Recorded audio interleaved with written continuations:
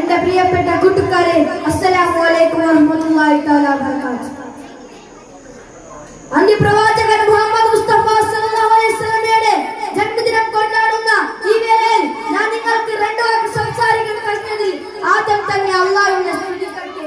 അൽഹംദുലില്ലാഹ്. മുത്തുനബി സല്ലല്ലാഹു അലൈഹി വസല്ലം ധാരാളം മൂല്യങ്ങൾ നമുക്ക് പഠിപ്പിച്ചിട്ടുണ്ട്. എന്റെ ഈ കൊച്ചു പ്രസംഗത്തിൽ നിന്ന് അതെല്ലാം വിശദീകരിക്കാൻ കഴിയില്ലല്ലോ. അതുകൊണ്ട് ഏറ്റവും പ്രധാനപ്പെട്ട ഒരു സംഭവം ഞാൻ നിങ്ങളുമായി പങ്കുവെക്കാം.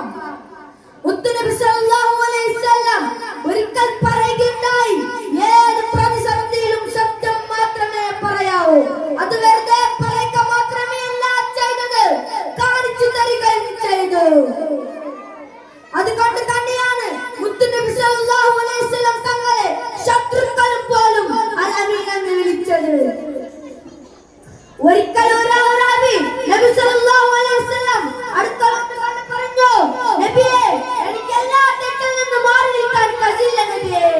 ഏതെങ്കിലും ഒരു തെറ്റിൽ നിന്ന് മാത്രമേ മാറി നിൽക്കാൻ കഴിയൂ നബിയേ. ആ സമയം മുത്തുനബി സല്ലല്ലാഹു അലൈഹി വസല്ലം ആ ഒരാളോട് പറഞ്ഞു, നിങ്ങൾ നിങ്ങളുടെ ജീവിതത്തിൽ ഒരിക്കൽ കളവ് പറയരുത്. ഈ ഒരു തെറ്റിൽ നിന്ന് നിങ്ങൾ മാറി നിൽക്കണം. അത് കേട്ട ഒരാൾക്ക് സന്തോഷമായി.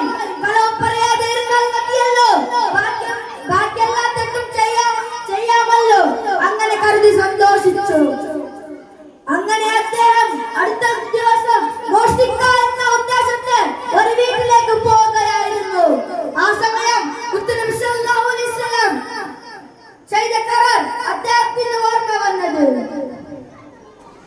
നാളെ മുത്തുനബി സല്ലല്ലാഹു അലൈഹി വസല്ലം മോഷ്ടിച്ചിട്ടുണ്ടോ എന്ന് ചോദിച്ചാൽ ഇല്ല എന്ന് പറയാൻ കഴിയില്ലല്ലോ.